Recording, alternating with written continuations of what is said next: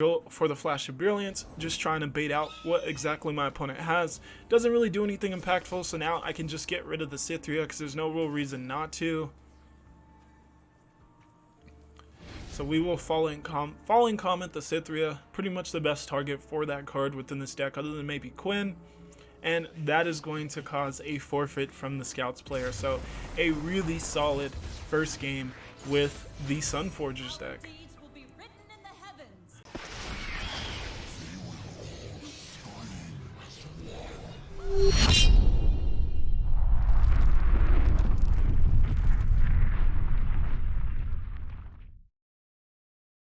How's it going, YouTube? It's your boy Optima, back with a brand new video, and today we have another deck showcase, and I'm really excited for this one because it's using two champions that aren't really seen in the meta right now, and they're two of actually my favorite champions to pilot. So I hope you guys enjoyed today's video. As always, you can support the video further rather than just watching by also liking the video and also commenting on the video, as I love hearing your guys' thoughts on what you did and didn't enjoy within the video, and just any other things you guys want to throw out there. And then obviously you can also subscribe to the channel, as we're trying to continue to hit that 3 video per week goal. We didn't last week, but that was because I got a slow start to the week, because I had my son pretty much like the entire week of just being like parent 24/7, as his mom was out of town. So apologies there, but real life does come first, obviously. I went to the drawing board and thought I would make my own deck that beats Scouts, and this is actually what I came up with, and I think this deck, yeah, accomplishes that really well. So let's switch over to the client and let's just go through the deck. Okay, so we are here now, and you guys do see the deck that I am trying to call Sunforgers, considering that you have the stun of the Solari units, which are obviously Solari, therefore the sun, and then you have the Forger, like Forge Chief, and just some of those, and like Pharaoh's Financer. You know, he's not really a Forger, but I just thought it worked. I like the way it sounds. So Sunforgers is the name of the deck, and yes, this is the deck. So yeah, first off, we're going to have some Thermatic Beams, just a really good way, like pretty much what the deck kind of focuses in on is being like kind of a control deck that still kind of shifts into its late game really well, rather than just being so all in on control like some of the other control oriented decks, especially those Shadow Isle ones. So yeah, and it's pretty good at doing so, and it also uses the shrinks of the stun to really stop really impactful attacks from your opponent with certain units within the meta.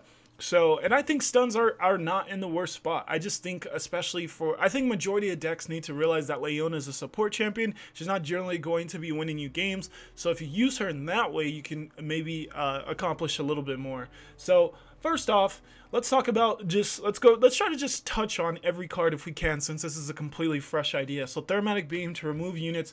Forge Chief, one of those really strong cards that came in the Jace expansion. Forge Chief being a 2/1, well statted for a 1 mana unit, and then also refilling mana is just so good.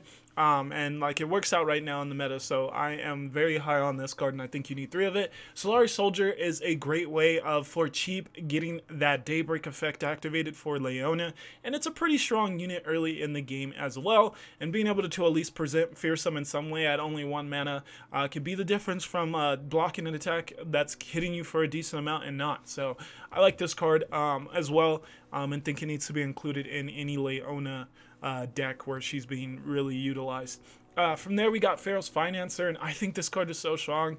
Ideally, you may even want this at 3, but I swapped down to 2 just because other units and spells were needed within the deck. But this card's really showing up strong within the meta right now. You even see this included in the PNZ Shadow Isles Kindred deck right now is a great way to get some of those really strong 6 mana removal spells and higher, and sometimes even get a atrocity so that you could just win the game. So yeah, I'm extremely high on just the effectiveness of this card to just provide you a unit, but then give you such an impactful late game spell, and it just really works out with Heimer, of course.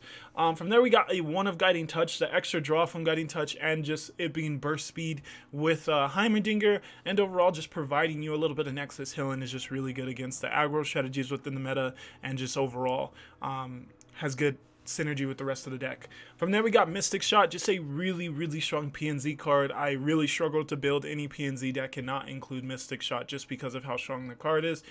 Next is going to be Solari Sunhawk. This card stuns as well as giving you Daybreak, so if you do have a leveled Leona down, you're going to stun twice. That is just way too strong to pass up on, and it's just a pretty well statted strong card. Being able to stun is really good, especially while getting a card down. So I think once again another card that every Leona deck should be using. Time Trick is next. I actually started to get pretty high on this card after seeing just how effective it was in like decks like Zillion Echo at just getting you what you need it when you need it, and I feel like this deck specifically kind of needs to get what it needs when it needs it. And the fact that it's also burst speed means that if your Heimerdinger is being threatened by a spell or getting challenged and going to die that way, you can do this at burst speed and then maybe get another card that allows you to even snowball a little further with Heimer. So I think it's good with Heimer being burst speed, provides you draw, which is necessary in pretty much any and every deck, and then Time Trick's really solid at fishing for the exact card you need in a certain moment, like against Bandletree, like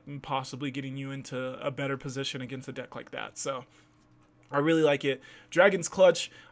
This, I have to really explain this, I do have to go a little lower into the deck. So we do have a 1 of Aesol within this deck. I think 3 of Leona is just wrong. She's not a strong enough champion in my opinion to really warrant running 3 of her, and especially in this deck. As I initially played it, I was just finding that I wasn't closing out games at all. I just kept, it was just, okay, how do we finish the game other than with Heimer? I was relying too heavily on Heimer, and those are going to be games where you either can't set him up properly because he is expensive at 5 mana, or that you just don't actually draw him. So I thought transitioning into the Aesol late game actually works super well, especially because of how good Dragon's Clutch is now. Being able to either draw 2 different dragons or grant them Overwhelm is solid. This works well with Heimer. As far as another burst speed spell, where if Heimer is getting challenged or about to die, you can get off this 3 mana burst speed spell, get you that 3/1 fearsome Heimer tech, and then you also are getting these cards that end up winning you the game in the late game, such as Eclipse Dragon. If you go for the Nightfall, I feel like Nightfall Eclipse Dragon is really strong at providing you finishing game finishing cards, and then if you're doing it with Daybreak, it's because you want the 8 mana Aesol. So he's great at really transitioning into winning the game. And then Aesol, of course, is one of the strongest champions if you could get him down in a good position. So yeah, just Dragon's Clutch is so good, synergizes with the deck amazingly well, and yeah, finishes games with the Overwhelm. Flash of Brilliance is a auto-include card pretty much in Heimerdinger decks. I don't know why I initially built this without it. It's just way too good at allowing you to snowball with Heimer, as well as get those 6 mana spells that you really want to get that elusive unit, and just yeah, you just overall one in this deck, because the 6 mana spells that you'd be choosing from are really impactful within PNZ and in Targon. You're pretty much getting a Sunburst, which is another Daybreak card, and it's just really good since it silences if you do it with Daybreak. So I like it. Solari Priestess, auto included in any Daybreak deck. Really strong card that gets you that really awesome pool of Celestial cards, and mainly gets you things like Falling Comet, which is so necessary in matchups like against Bandletree, and possibly just to remove a Pantheon or a huge White Flame. Just a really good card, Falling Comet, and Solari Priestess allows you to get it a little earlier in the game, so then you can have it on turn 6. So I'm just huge fan of the pull. The Golden Sisters is a great card when you need it to like block some elusive units and have a lifesteal unit. So just a really awesome pull of cards that Solari Priestess is able to choose from. The Forge of Tomorrow makes those 6 mana spells not feel at like such a mana a mana inefficient play, and just put you on the back end so much. So Forge of Tomorrow, definitely need this card. 3 though was just, it was just I was drawing too much of it, and 2 Forge of Tomorrows on the field feels terrible because you're going to trigger them both at the same time, but you're not going to get the refill of spell mana from one of them, because it will already get refilled by the other one. So I really like it at 2 within this deck, because yeah, you'll draw too much of it otherwise. And this deck, while it uses the 6 mana spells well, you're not always just throwing those out as easily as like some of the Jace decks were. So I really like it at 2. 2 of Leona, like I said, because we're doing the Aesol finish to the game, and she still works really well at 2, especially even if you do like draw a bunch of Solari units. She's still pretty good at what she does with stunning up the board and just kind of forcing your opponent to like make some trades that they wouldn't otherwise want to trade and just whittle down their board so that then you could still transition into that late game and win. So yeah, definitely still a strong card that gets underestimated, but at 2 she feels great as being more of a support for Heimer and Aesol to actually win the game. From there, we got Solari Sunforger, another card I think that's nearly an auto-include in these Daybreak decks. Obviously, it's annoying how he can get played around pretty easily by a bunch of stuff like Glimpse and possibly even Fervor to avoid taking any damage from him being able to strike to get that lifesteal off. But still, you're forcing that stuff out. You're getting it off your opponent, and sometimes he even just causes just really awkward plays to avoid the lifesteal from going off. And he's a well-statted unit as well, even with, like, if you take the lifesteal away, just a well-statted 4-drop. So I am a huge fan of Solari Sunforger. Next, we get into Heimerdinger 3 of. This is one of your win cons. He snowballs well in this deck and provides you just a lot of stability as you try, as your early game maybe gets kind of throttled. So just a really fun, strong champion. I've grown to just really enjoy playing Heimerdinger a lot. From there, we're going to have Ravon. Ravon recently got buffed to be a 5/6, so he is an extremely well-statted 5-drop. Not as impactful as I actually thought he would be initially as a 5/6, but at least we did get one Daybreak buff. I do think it needs a little bit more. Primarily, I stick to wanting a fast speed Daybreak card, or a burst speed Daybreak card. I want my opponent to not be able to interact with it, and that's where I think this card can have, there we go, Heaven's Line could have a little bit more of a niche if it was actually just burst speed. I think that would put the stunning of Daybreak in a little bit better of a spot if you could do it at burst speed. But I could see some hesitation with that. I just think that Daybreak does need something, and they seem very hesitant to buff Leona any further, so that's kind of my take as a way to buff Daybreak. From there, we got Star Shaping. This provides you game-winning cards as well as keeps you alive, so it's absolutely a finishing card within the deck. So you got a lot of ways to finish a game with Star Shaping, Heimerdinger, Eclipse Dragon, Nightfall Eclipse Dragon, and then obviously Aesol. So I really like the variety in ways to try to finish the game. And yeah, Star Shaping, really strong, keeps you in the game, and provides you one of those big elusive units that your opponent maybe can't address. From there, we get Shock Blast. That's the one 6-mana spell that we have to just have within the deck.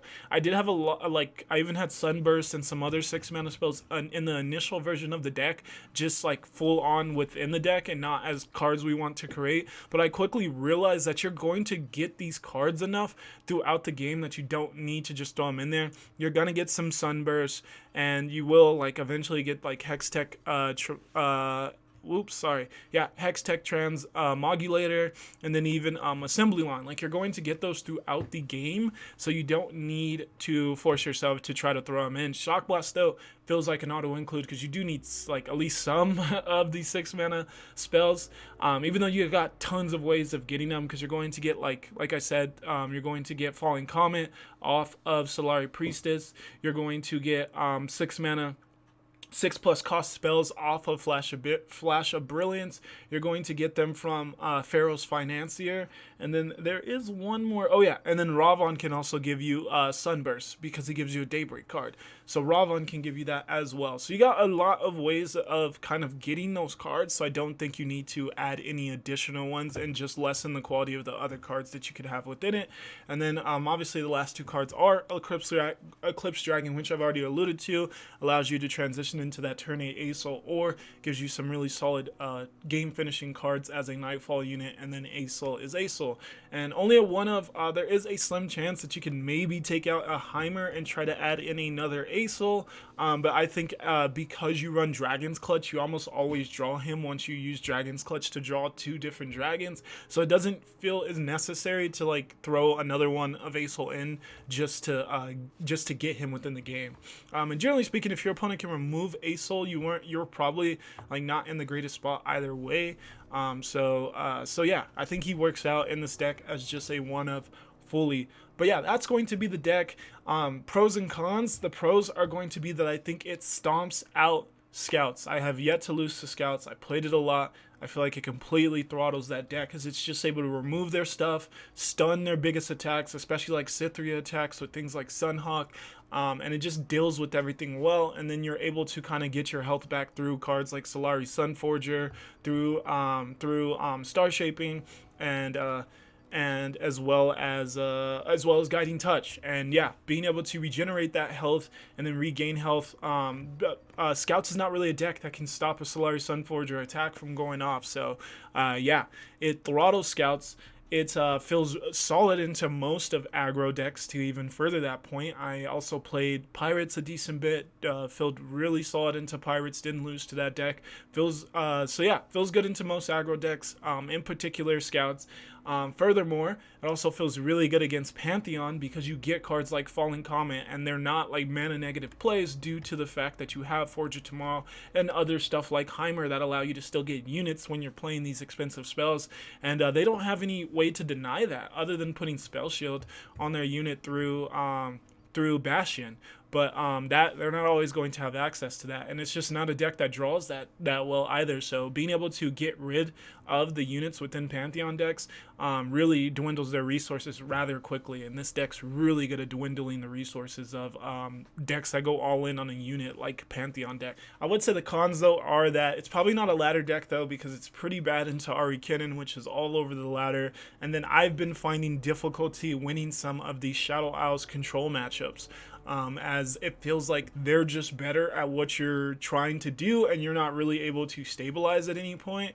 And obviously those decks can be too slow into the aggro decks, so it's better at those, at stopping the aggro decks, but it seems to struggle into those, they just remove your units so solidly and then kind of dwindle your resources. And while we do have some good ways of getting our resources back, it still feels like an uphill battle. It feels like Asol's never safe, that they are good at keeping mana to kind of make Asol, the commitment of Asol mana, not feel great. So yeah, it's hard to beat those matchups, but I feel like as I learn the deck a little bit more, I could get better at those matchups even as well. And then there's room to still obviously tech this deck if that's what you're running into a lot.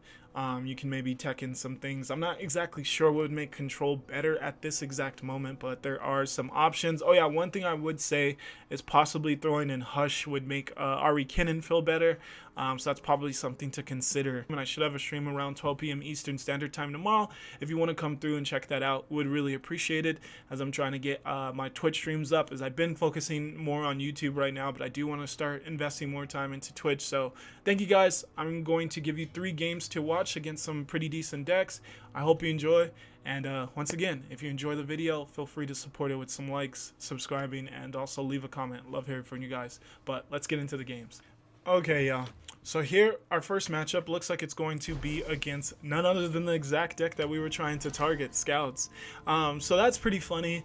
But really solid for us, obviously, because I feel like we're good into it. We do get a kind of awkward opening hand, though, with 2 Heimers and an Acelil. So we will be getting rid of those. I don't know why this is... Yeah, I didn't know why that was taking so long for us to choose that. But yeah, we should be mulling away all of those expensive cards because we're playing against practically an aggro deck. So no need to keep any of those. But yeah, this is the exact matchup that this deck was made for. So for losing this matchup, we're absolutely either drawing terribly or doing something wrong. We eventually find ourselves in a position here on turn 4 where we can go for the play of getting 2 of these workers down. Let's get some of those Forge workers down. He goes MF. The reason I don't attack there is because, one, I don't trade up into the 3-4, and then secondly, any damage from a 2 health unit would have caused my Forge worker to go down to 1 health and then not be able to block as long as MF is on the field. Knowing that my opponent went for the Scout play and that being a pretty heavy mana commitment, I think it's best to also commit a lot of mana and just get rid of Misfortune here. The Scout attack twice with Misfortune, that would be a little too much dwindling, because it does also do it to your Nexus, so we would be taking 2 damage from that, as well as the damage that actually gets through my opponent's attack here. So I think the 6 mana commitment to get rid of Fiora, to get rid of Misfortune, is actually not terrible here. Not ideal, but not terrible. Here though, My opponent did get a pretty nice roll on that, getting that scout elusive. We do move forward within the game. I actually just do an open attack that following turn after my opponent's attack, and my opponent gets down Valor, uses the Valor spell, so it wasn't unit mana, so then he had mana to just throw down a Cythria. We did get a really solid roll on the Ravon created Daybreak card and got another Solari Soldier, which was solid for us so that we have another blocker for this attack coming in. It won't be able to block into fearsome units, but that's no problem because we have Leona here and we are absolutely stunning the Cythria with Leona here to stop all of the units from getting fearsome. If they were all able to get fearsome, this attack would have been insanely scary, but sadly they aren't able to. And I think my opponent made a mistake there. They didn't need to commit the 4 Demacia. They should have just took that really strong attack knowing I'm playing a stun deck, because getting the attack off with Cythria meant more than anything else in my opinion here. Yes, he could have banked on me not having a way of stunning there, but I think as soon as you see Leona, you should always just think that your opponent has a way of stunning, especially like Leona hadn't hit the field yet. If Leona was on the field unleveled, that would have been different, but she hadn't hit the field yet, which meant that my repertoire of being able to stun was pretty high. The chances I would have had Sunhawk or Leona were pretty high. Here though, my opponent does commit to giving everything tough so that Leona doesn't trade into one of the scout units. Here though, I am going to I'm going to dig through my deck and get one of the Solari Soldiers, which was super good for me because what this is going to allow me to do is to stun another unit as my opponent attacks here. I do see now though that the Leona is easily going to get grabbed by the Valor, but she's like done her job and more here, allowing us to stun twice on their impactful 4 Demacia turn. This is one of the biggest swings for the Scouts deck, so being able to stop 2 units from getting off this huge swing is huge, and we actually end up stopping 3 as my opponent doesn't just want to trade the Scout unit. So yeah, that could not have went any better in the way we were able to stop that attack. Here, I just right away slammed my Leona. Yes, I could have went for the other Daybreak card, but I just think having that stun still available to us is solid, and our opponent does not realize that.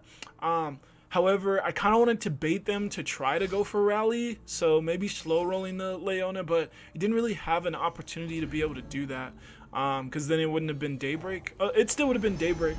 Yeah, we could have slow rolled that, so maybe slow rolling that would have been better. But my opponent actually still just slams the Golden Aegis for no real reason. I'm not really sure why they still felt the need to slam Golden Aegis here, but they did. And yeah, we can easily just make that feel terrible and actually get a really strong attack off here. I'm not trading Ravon though, because he's just like, it would be an easy trade for my opponent, so no reason to give that up. It doesn't right now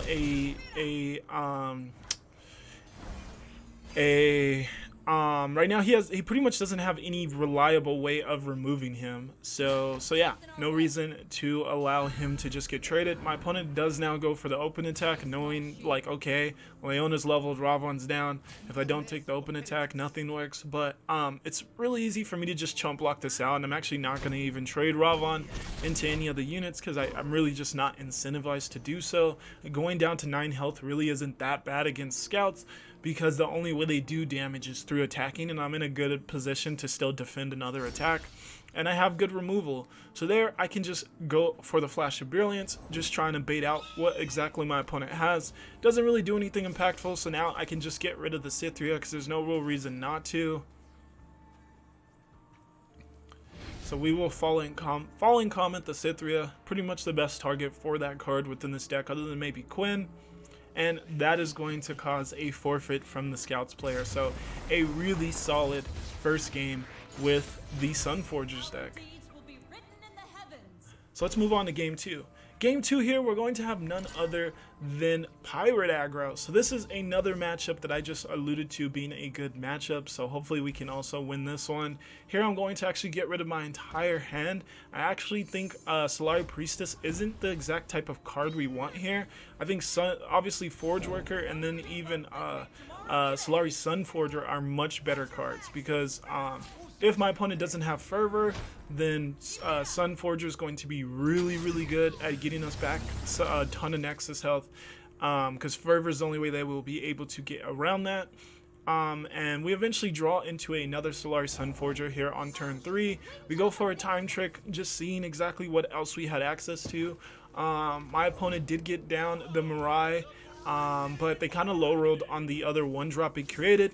We do see Arena Battlecaster come down, and that's going to allow this attack to be much more impactful. So thankfully we had the exact cards to get rid of this unit in a mana efficient way, going for the Guiding Touch, and then killing off the Arena Battlecaster with the remaining 2 mana.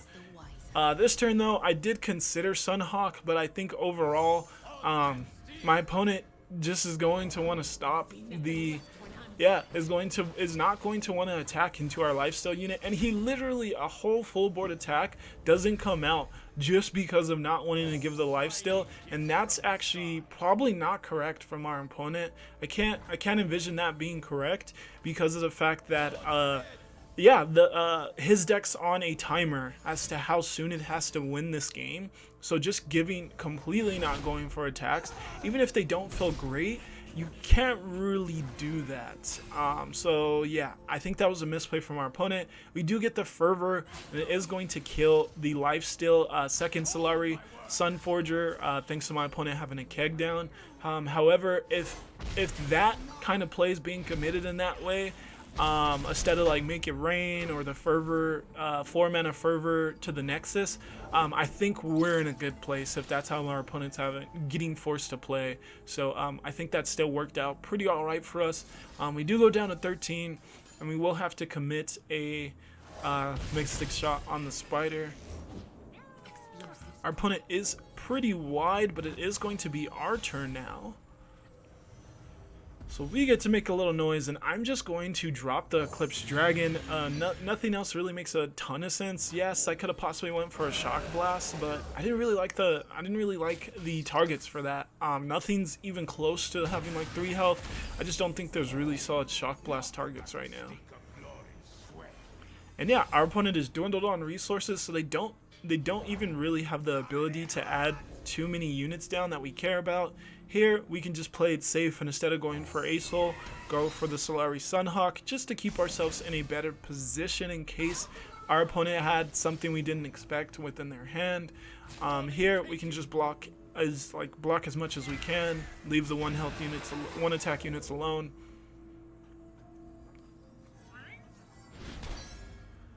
So that is what we'll do, and we'll proceed to get Heimer down so we can start flooding the board with his techs. So Heimer comes down, and then we can go for Time Trick.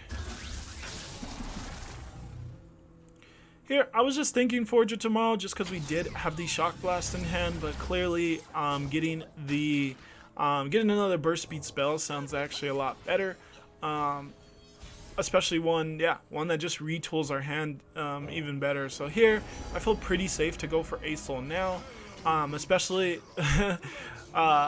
because we have the Dragon's Clutch. So now I know Dragon's Clutch can just end this game pretty much for me, and I will slow roll it as he has to commit to blocks, and then I can slow roll the Dragon's Clutch. I did think about maybe just committing it right away, just in the chance that I wanted the extra unit, the Fearsome Tech, but it wasn't really necessary, as just slow rolling it would make it to where my opponent doesn't block with the Gangplank, and that's going to make it to where Dragon's Clutch easily wins us the game. So this is going to be another win, and you could just see how dominant this was. Our opponent does have a double up, but we just don't care, as that doesn't finish the game, and our play does finish the game. So we will see another forfeit here.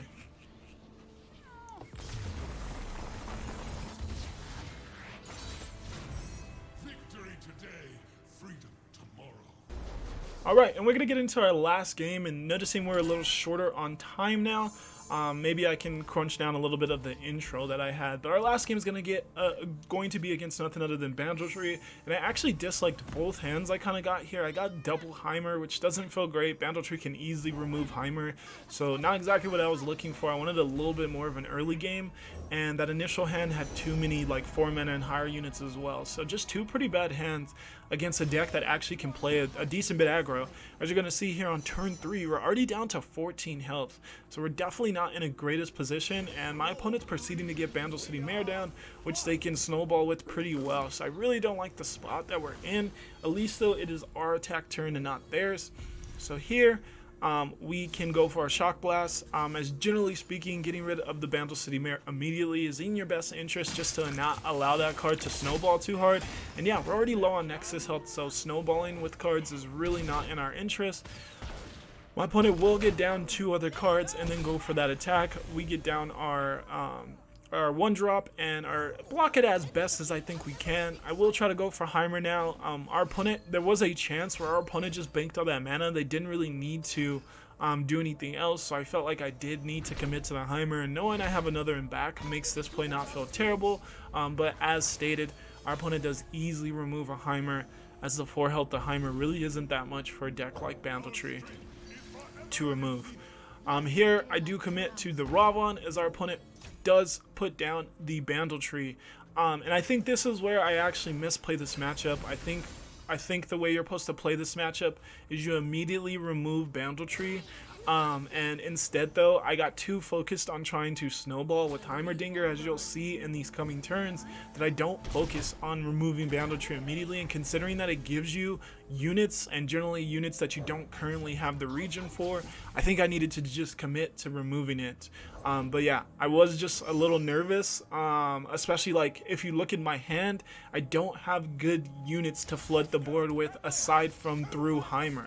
So that was where I felt like I had to do that, but I possibly played this wrong, not only initially by committing to the Heimer, but I think even furthermore, as you'll see with these next couple of plays.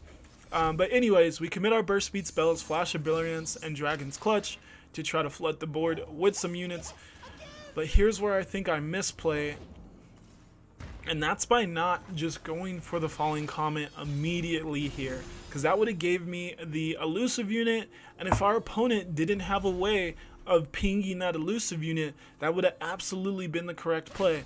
But me thinking too narrow-minded about the fearsome attackers and wanting those to get through, I didn't want my opponent to put down more fearsome blockers. So yeah, not the best play, because if we could have got the extra damage from the elusive unit this turn, that could have changed everything. And yeah, I just proceed to play this really badly. Now I'll do the Falling Comet, but yeah, it's not as impactful as it could have been, in my opinion. Our opponent does have a lot of draw, or at least got a little bit of draw from the unit they got off of Loping Telescope.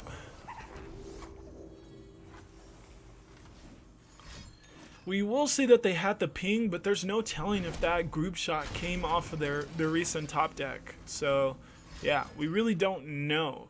And yeah, like I said, there's still a chance that we could have gotten that elusive attack through, and that could have spelled the difference between winning and losing.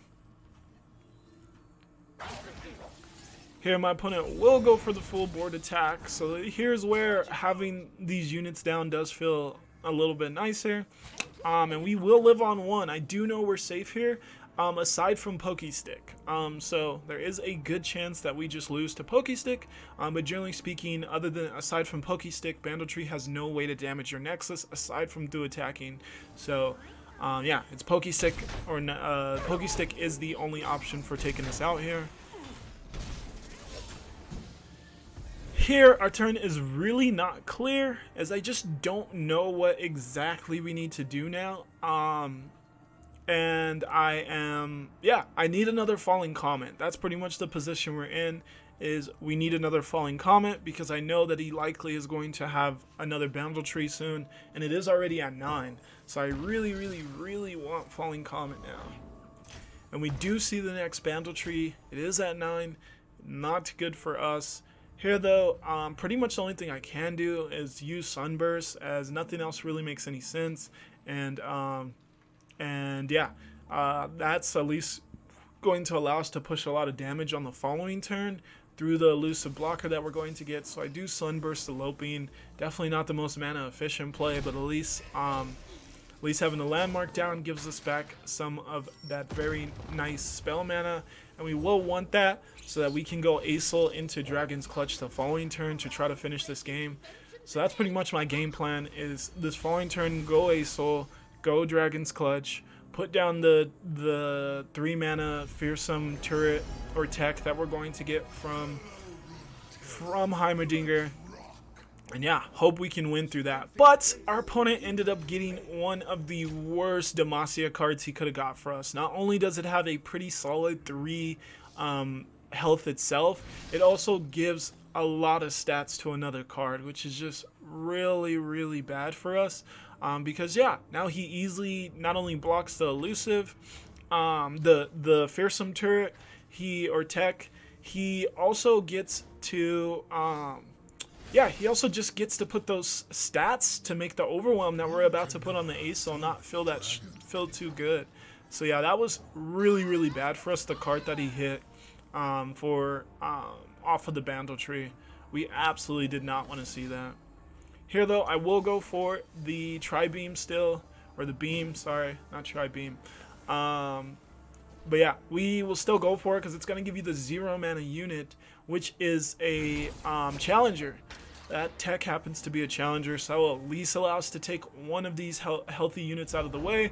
But then my opponent even has a Grumble Slug, so yeah, just absolutely no way that we can win this game pretty much now. I'll still just go through with the full attack and just see what happens. But yeah, quite clear that we're probably not winning the game in this position. Our opponent's now going to win, having those 10 cards for the Bandle Tree. And yeah, we just got our way of removing that a little too slowly, as we do not have the 9 mana in order to get rid of the Bandle Tree now. And we will see they even had a mini morph for the elusive unit. So yeah, that's going to spell game for us. So very unfortunate last game against Bandle Tree, but sometimes that's how the cookie crumbles. And that's going to be it of the showcase of the deck. So as always, hope you guys enjoyed. Leave comments. Let me know what you enjoyed, what you didn't enjoy. Like, subscribe. I need that support. I appreciate that support. Thanks for watching up to this point. Links in the description of the code of the deck, as always, as well as links to all my socials if you want to follow me and definitely want to make it out to one of the streams where I'm playing this deck and continue to refine it. I think it's in a good spot, but I think it possibly could even be further retooled. And yeah, so much fun. I'll see you guys in the next one. For now, peace out. Y'all have a good one.